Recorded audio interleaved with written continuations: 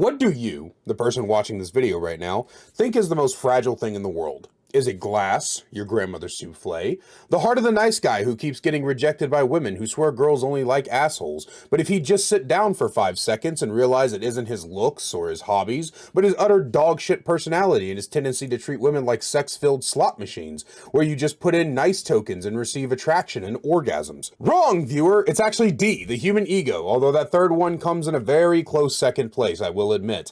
Ego among gamers isn't anything new. We tend to blame everything about why we lose games, dating all the way back to the NES days, the very first time gamers took a jump too far or didn't press jump quick enough and heard that annoying ass death sound for the 15th fucking time in the last hour.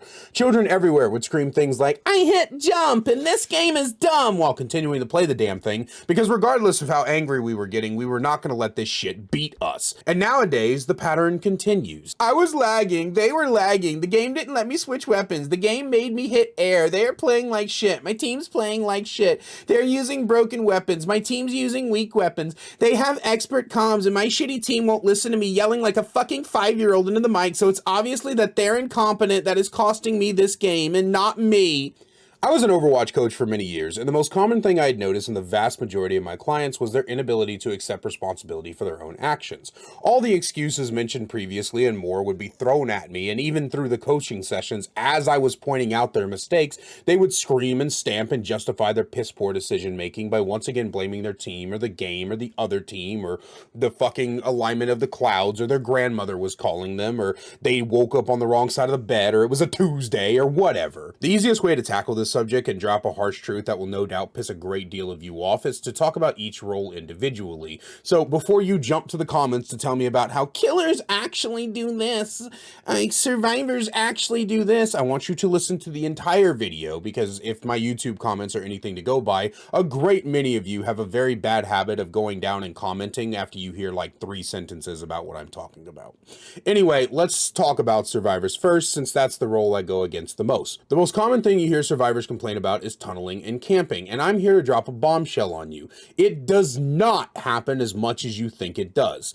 Tunneling specifically, there's this idea among survivor mains that if the killer doesn't hook each individual member of the team once and then start the cycle over, they're hard tunneling, and it gets exhausting as a streamer over on twitch.tv/KaiserTheBard, link in the description, to constantly have absolute losers come into chat and yell tunneling and call me a piece of shit and tell me to kill myself and make fun of my weight because of an imagined perception that I targeted them and only them when it never happens, and they make dumb decisions that lead to them getting hooked multiple times in a row. Doing things like healing under hook, staying in the immediate area, grabbing Pinhead's box when they're on death hook, going for a save when they're still injured, standing in one spot, holding down their right click with a flashlight, hoping if they deplete their whole damn battery in it, they will get a save and then get mad when I hit them with Starstruck and they know is there because the game practically tells you through a damn bullhorn. Like I had a game the other day where this genius Megatron was healing under a hook on Cockwind Farms on top of a hilltop in broad daylight. There was no one else around her to draw aggro, and she expected me to just leave her alone. When I ended up chasing her down, she accused me of tunneling. Well, it's not my fault you stayed in the area when my terror radius was obviously very close. This happens a lot. But how can camping be the survivor's fault, Kaiser? I hear you ask smugly with a punchable smirk on your face that makes Buddhist monks lose their temper. That's easy, viewer. It's called being obvious as shit about being in the immediate area. Not hiding properly, going for immediate unhooks, running around in circles while I'm hooking someone else.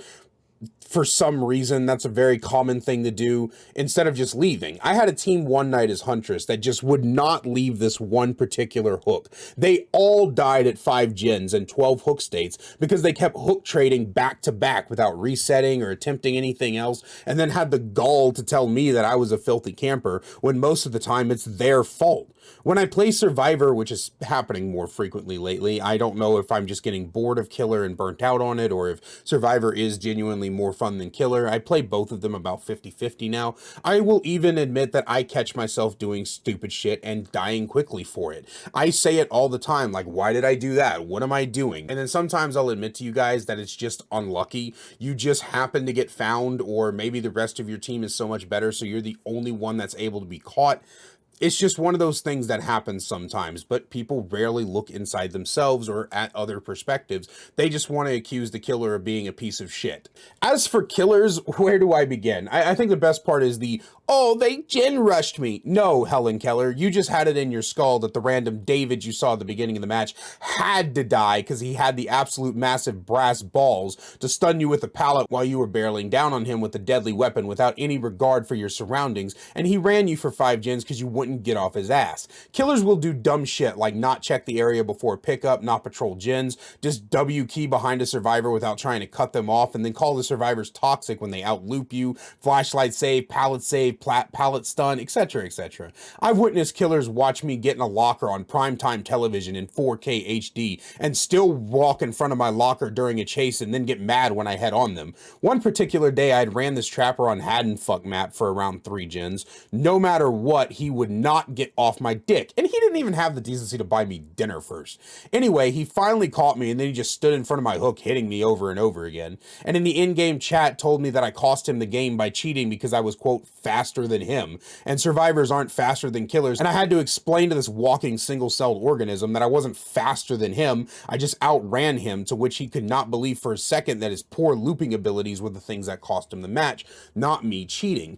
As killer, I've had plenty of times where I had to step back and realize it was my own fault for things that happened. Look, I'm not saying that legit cheats, tunneling, and face camping don't exist, or that sometimes there are things outside of your control that do impact the loss of the game. What I am saying is that sometimes, hell, even most of the time, it is a legit skill issue. Like, unironically. I mean, for fuck's sake, ask this community what things they want to be nerfed, and you'll find a plethora of people saying ridiculous things like Freddy or Hag. Dead Hard one comes up a lot. Things that can be easily dealt with, but choose not to due to your own incompetence. And it's not hard to admit, you just fucked up. And it's not that being bad at the game is a bad thing either. I'm not the type of person who types GG easy when I wipe the floor with 4 survivors who are playing like absolute ninnies, or when I run a killer for 5 gens. That's not the kind of person that I am, and I hope that's not the kind of person you are as well, because if you are the kind of person who likes to rub salt in the wound when you won a match against somebody who wasn't playing well, then you're completely cringe, and I really hope that you find a different way to raise the self-esteem that your alcoholic stepfather took from you.